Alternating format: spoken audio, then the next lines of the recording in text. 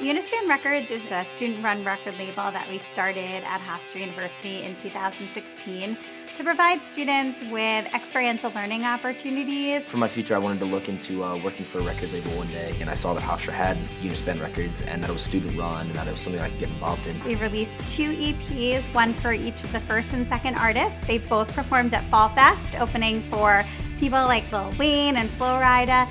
Getting familiar with all the sides that go behind how like an artist is really run and managed, way bigger than the music than you would think. Ooh, wouldn't it be great to see? After I graduated, I decided to make music for me for a change because it was my homework for so long. I made Not Phased my first project and I just had fun with it and I expected absolutely nothing. And it's been amazing because I didn't expect to be able to pursue this as a job.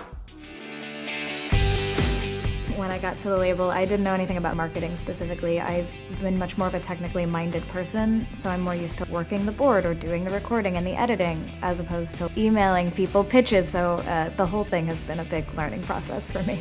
They're also mentored by executives in residence, so they have executives from the music industry, from labels such as Universal, Atlantic, and Sony, who come to Hofstra and provide workshops and mentorship.